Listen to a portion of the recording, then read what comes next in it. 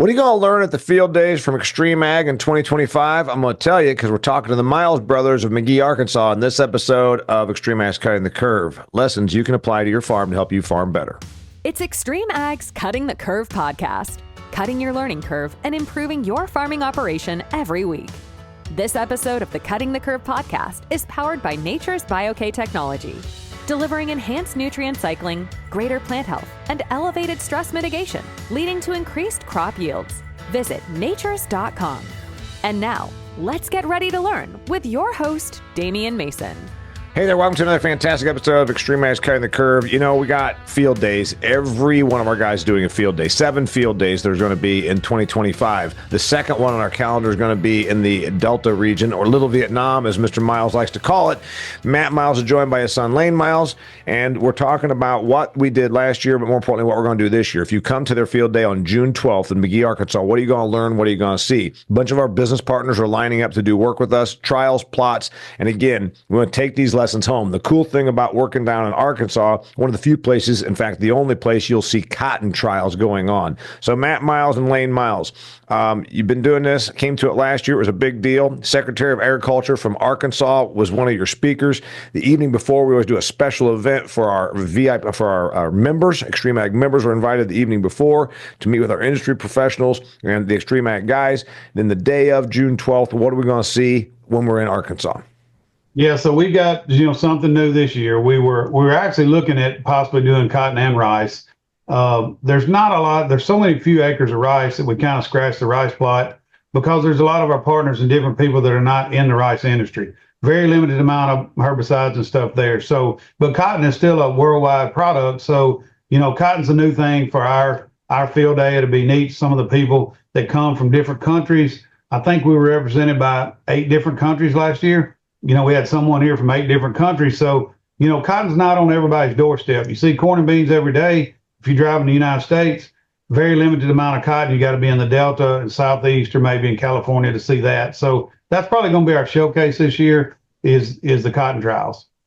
I like that whole idea that we're going to see the cotton. So there's a challenge plot we're doing with Agro Liquid, one of the premier sponsors there. And the challenge plot was done last year at your place where Kelly Garrett from Iowa and Galen and Stephanie from Agro Liquid and you each did a prescription. And based on your recipe, your prescription, your timing, and your product mix, you applied the stuff on these plots, and then you actually measured the output. As I recall, you didn't win your own plot. A woman from Michigan did better on the plot than you did. Explain. Yeah, exactly. Well, we did a few extra things on ours that they didn't do. One thing, the reason why I think what the big takeaway was for Layne and I is the fact that they use less nitrogen. We've been talking about this a lot in XtremeAg for the last 2 or 3 years. Are we over applying nitrogen? What does that do? A lot of time that adversely affects other micronutrients. If you got too much nitrogen out there, then something else will go negative. You've heard the word too much of a good thing. So what we've seen last year is we did lose the plot. Now, there were some things that went on in my plot that I didn't explain because I don't want to be a whiner. So, but they were all within 2 or 3 bushels of each other. What was cool to us is they used less money on nitrogen and they made equal or more yield than we did. So that was a big takeaway for Layne, open Layne's eyes as well as mine also. So the neat thing, if you're listening to this, is, you go to these field days and every seed company has them. It's the same story. I've been working them for decades. They put you on a hay wagon, they drive you down to the plot, and they show you variety number 365-B. And then they tell you, oh, God, it's a racehorse, because every seed variety known to humans has been a racehorse for the last 10 or 20 years. And they all have a test weight of 62 to 64 pounds, and they all make 300 bushels, et cetera, et cetera. It's largely BS. At our field days, you see some cool stuff. These guys are not afraid to admit that there might be a better way. What was cool about the plot last year, the challenge, was that they all made about the same bushels. It's just that the dollar mix of inputs varied. And the reason Stephanie won was she didn't get the highest yield. Am I right about this? She got the highest actual net dollar amount based on applied nutrients. So she used less dollars applied and got maybe a bushel or 2 less, but so much was came out in the actual net return. Yes. And that's what it's about. That's what the check you take to the bank is what it's all about. that's the neat thing about our plot too. We have our checks, and our checks are what we call local grower standard practice. So it's what the normal guy would do in the Mid-South to his crop. And then you've got these added plots that will either be more stuff added to them or less stuff in the case of the agri-liquids where they use less nitrogen. Grower standard practice, by the way, is going to be, is that the stuff that we're applying from your retail company, Advanced Ag Products? No, that will be an additional plot. So what that will be is so really here in our area, you've got 3 levels in this field day. You've got the local grower standard practice, which is bare bones. What do you got to have to make a crop? Then you'll have an advanced ag plot that will have a little bit of stuff at R3, a little bit of foliars and stuff done then maybe at R5. And then you'll have in this Pacific bean plot, you'll have the Nature's program, which is a lot of what our AAP program is the Nature's program too. So you'll have 2 similar plots and then a plot of what a guy would do if he had a very limited budget of what he could spend. Layne, and you're a younger guy, and so in the future, I keep saying this, we're going to use less applied nutrients, particularly synthetic fertility, 1 year, 10 years, 20 years from now, and you're going to look back, when you're the same age as your old man and me, you're going to look back and say, God, we really did overuse nutrients. I would like to have some of that money back. Did last year's challenge plot drive that point home? Yeah, it did to me, because that's kind of what I was sitting here thinking about just a minute ago is just say 10 years ago, we were looking at 1.2, units of nitrogen, maybe 1.3 units of nitrogen per bushel of corn.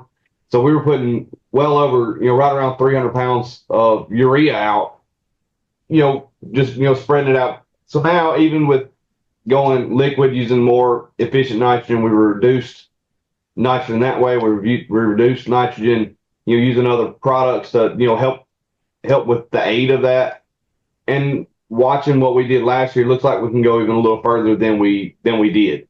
So just seeing what we've done 10 years ago to now versus now to where we might be in the next 10 years, I think that's just going to continue to drop.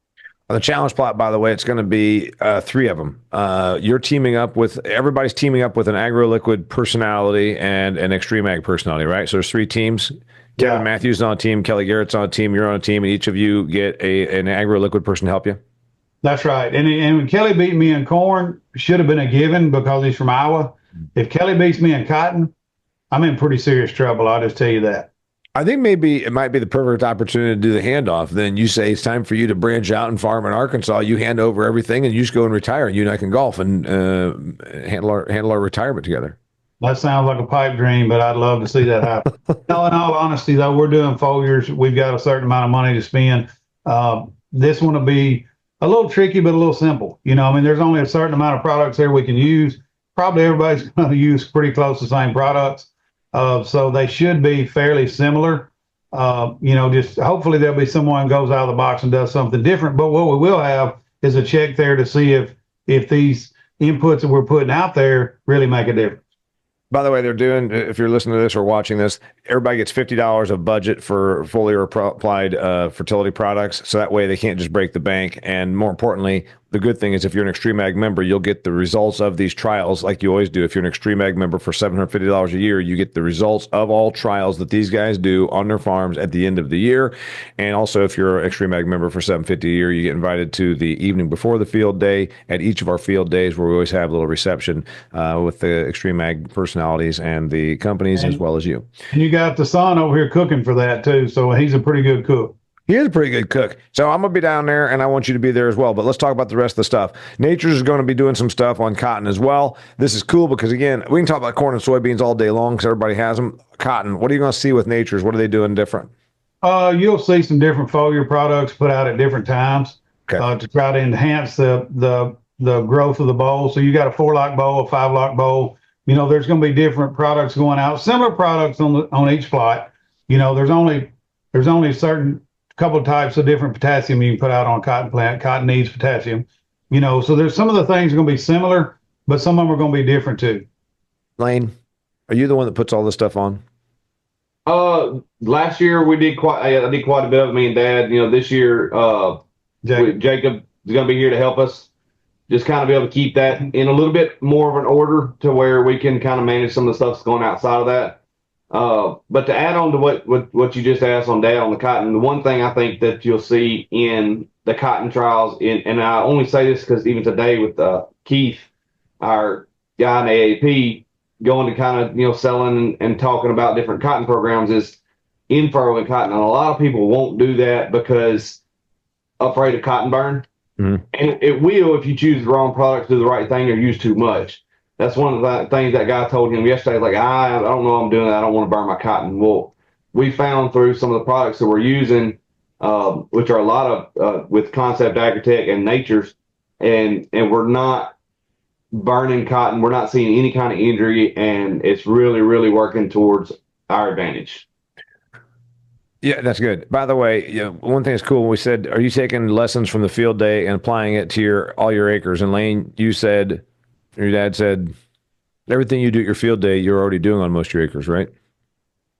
For the most part. I mean, and that's kind of what's cool is some of the things that people are still researching, that we're still researching ourselves.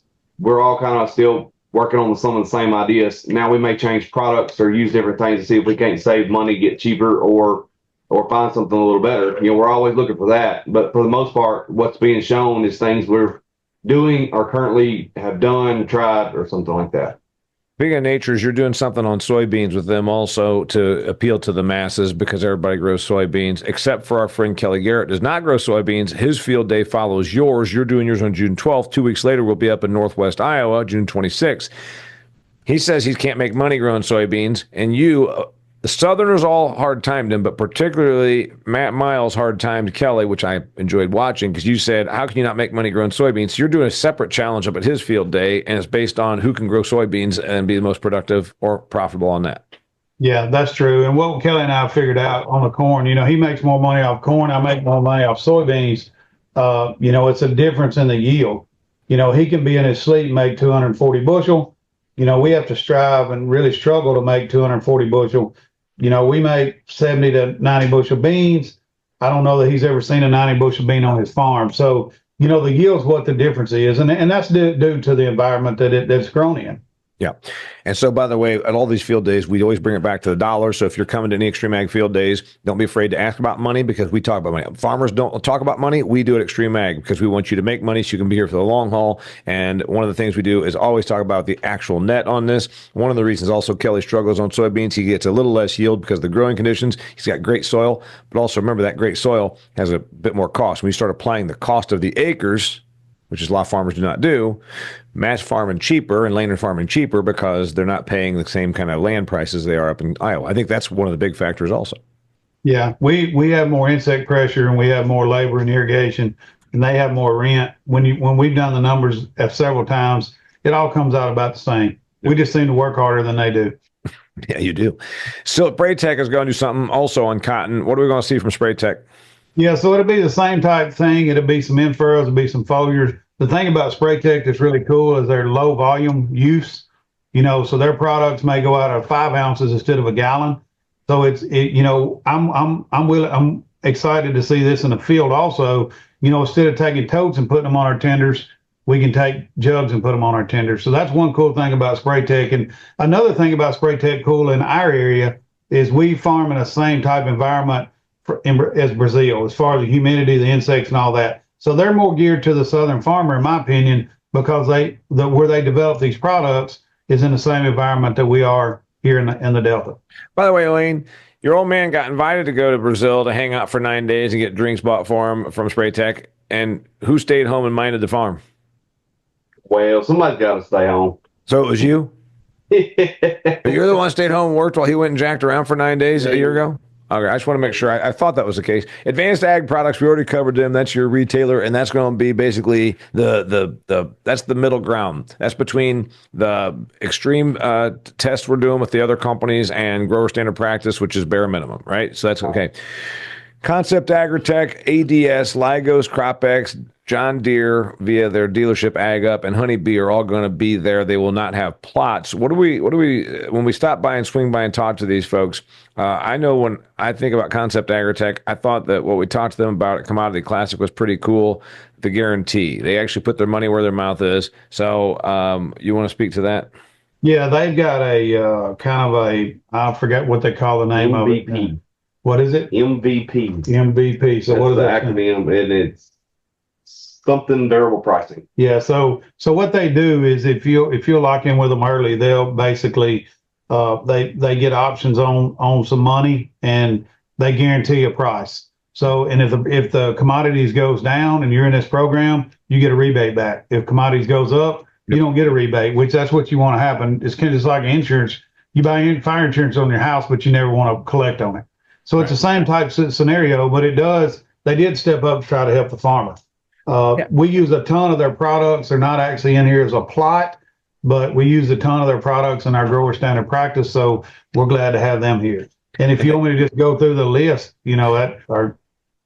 Concept Agritech, the other thing is they've also been a sponsor of our Granary Show, and I want to take this chance to make sure that you have watched our Granary Show. If you have not, we've released 20 episodes so far, and it's shot here at my farm in Indiana at my on-farm hangout. Matt Miles has been in several episodes. Eventually, we'll get Layne in some of these episodes. The guys sitting around talking about everything from professional to the personal side of agriculture and everything in between. It's a lot of fun. We invite you to pull up a chair. You can find the Granary at XtremeAg.farm or on our YouTube channel. If you're not subscribed already, go to YouTube, type in XtremeAg. Remember that just XtremeAg and hit subscribe. It doesn't cost you nothing. You'll see our episodes there. We'd like to encourage you to watch that. Layne, ADS, they're going to have a booth there.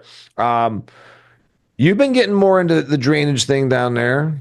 You're like this. You're having some water.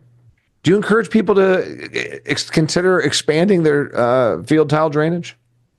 I mean, we're still in research stages. That's hard to say whether or not you should expand that all the way out or not. But I mean, it's doing a good job draining for us right now, and we're just keeping an eye on it. Lygos. What do I need to know about Lygos? I'm still learning. Their new business partner. What do I need to know about Lygos? Yeah, we've got some plots out with them. They've got some pretty exciting stuff. They help with phosphorus uptake, different nutrient uptakes, a little bit of biological food biology in there as well. I've seen some real good looking data on cotton. So, that's something that's exciting to me. We've got to get ahead against some other products that, are similar type products. So, where the jury's still out. The data they've shown is really exciting. So that's the reason we have them. CropX is going to be there. What do I need to know about CropX? Yeah, CropX it's a corkscrew with a computer module on the top of it, and you told one of your landlords that it was sending information to the government via satellite and got him scared. That's not really what's happening, but it is collecting information. Yeah, so it is actually a irrigation tool. It measures your soil water, what moisture's in your soil. It tells you when to trigger your irrigations. Layne's actually worked with the CropX company more than I have. We've had water sensors in the past. They're trouble. They work half the time. They're hard to put in. They're hard to take out. Layne can tell you more about this CropX sensor because he's been involved with it more than me. Well, wait a minute, Layne. This is your expertise. Well, I mean, I have worked with this a lot more. Well, you first off, if the person listening to this, if you've never been to McGehee, Arkansas, every acre they farm's irrigated. It about has to be because it gets a little bit hot down there, and they got plenty of water. In fact, right next to the field, half the field, there's drainage ditches, there's swamps, there's bogs, there's ponds, there's alligators, there's poisonous snakes. It's a really difficult place. I mean, obviously, it's kind of frightening to me, and I go there, and then they tell me that there's an alligator come behind me when I'm on camera. Actually, it's somewhat abusive what they do to me, but anyway, I do it because it's my job. CropX moisture sensors. We talked to them at the Commodity Classic. They've got this big corkscrew looking thing, and it might be the next era because moisture sensors up till now have been just a little bit more effective than walking across the field and seeing how much mud sticks to your boot. This might be the real deal. Yeah, I mean, we worked with several of them. It's the easiest, most user friendly, easiest to put in. You get on their website, you don't have to decipher a chart that's unreal looking at. They do a really good job keeping it at, I guess, to a farmer's level. Farmer friendly. Yeah, farmer friendly. I've been extremely, extremely happy, extremely. Assume it ties to your smartphone, and so you app based and web based. I mean, it's the real deal. but it's very invasive. It's a small, that's why my landowner asked me, he said, what's this bulb doing out in the field with these flags around it? And that's when I told him we were monitoring his house and who comes in and out of his house. But you can spray over it, you can plow beside it. These other ones you put in, you got to spray around them. So we're excited about them. John Deere's good. John Deere's going to be, and by the way, we did go back and look at the XtremeAg.farm site if you want to, and you'll see videos that we did at Commodity Classic where they explain the technology, and that's really helpful because then you can understand it. But the best part, to Layne and Matt's point, is that this is moisture analysis that's simplified, and it's going to be a big thing because I don't know where you farm, because you're listening to this, you could be anywhere. I think the heat is going to be on us to be better about utilizing water. Water's going to get started in the future of agriculture. When Layne is our age, he'll say, oh my God, we were so bad at monitoring water in the old days, we just took it for granted. And in the future, it's going to be looked at as an input, just like the stuff we buy, because that's where water is going. My opinion about the future. You agree with that, Matt?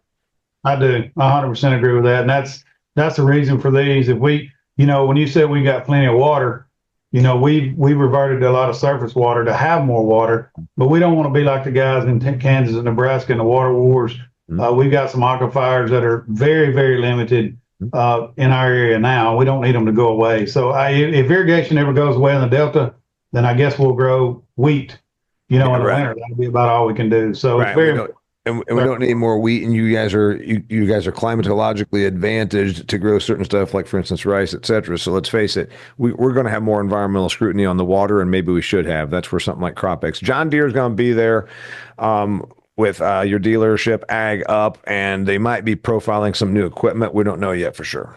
Yeah, we know that we're going to have the combine there. So we're going to have the new series combine that's got the computer, the cameras that look ahead and actually adjust your combine from what's fixing to come up in front of you. So it's kind of a look ahead camera that says, okay, you're fixing to get in some 90 bushel beans. You've been in 40 bushel beans.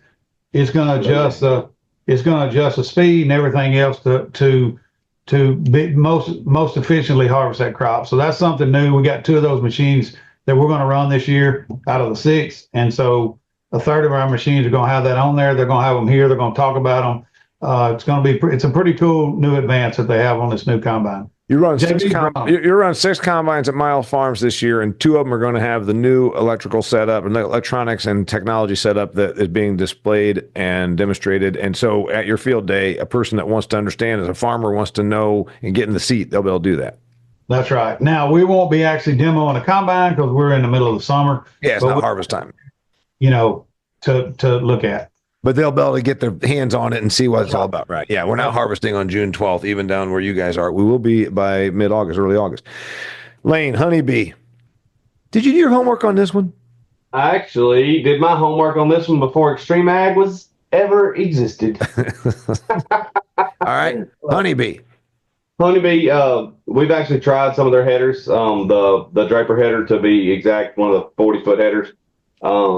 Turned out to be a pretty good header. The only thing that we, we're on a deer roll, so it was a little bit harder for us to get one because of the roll that we're on. But as far as headers, I mean, it's a really, really good header. I mean, they're gonna have one there showcasing it. So if you're looking in the market for a header, that's one I would suggest to look at. Yeah, we put it head to head to some of the bigger boys, and the header's awesome. It's a little more complicated, like Layne said, for us because we're in a mud roll where we roll every year.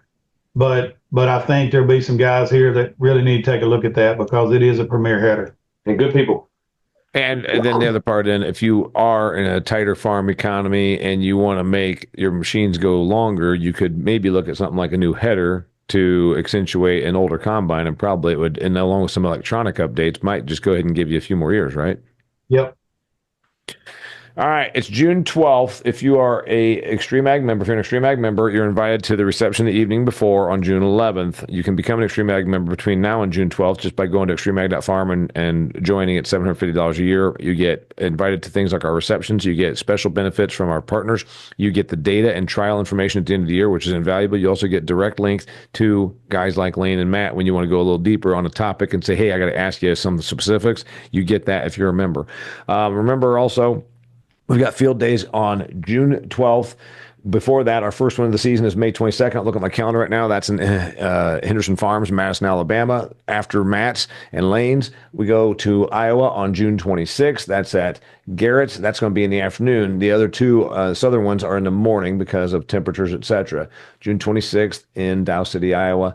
And then we're going to go until August, and August 5th will be at Varell Farms. August 7th, we're going to be at Matthew Farms, North Carolina, and we finish out the season then going to Canada on August 15th. Sam Coutu, if you've never been to Quebec, you might want to go up there and check things out. Huge province, but only about 2% of the province is agricultural. Sam's part of that. And then our last field day of the season, Matt's good buddy Temple Roads out in Eastern Shore, Maryland, and that's on August 21st. So go to any or all of them. You do not need to be a member to attend the field day, just for the reception the evening before, and you can sign up, and you must register at XtremeAg.farm. Till next time, thanks for being here, Layne.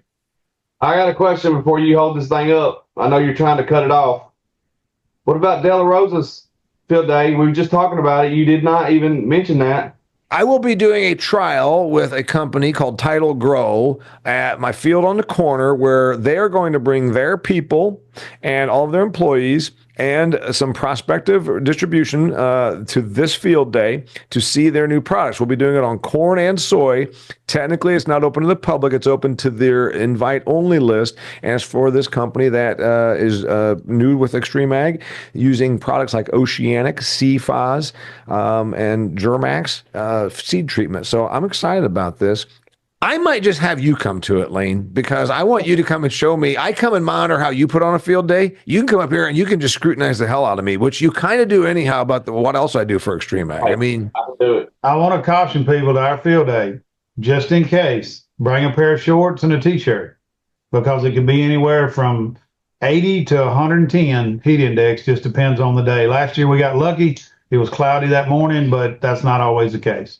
And I wear shorts all the time because I'm not a farmer. And as Matt commonly points out, I also put lotion on my skin to make sure that I don't chafe. So I'm telling you what, you know what?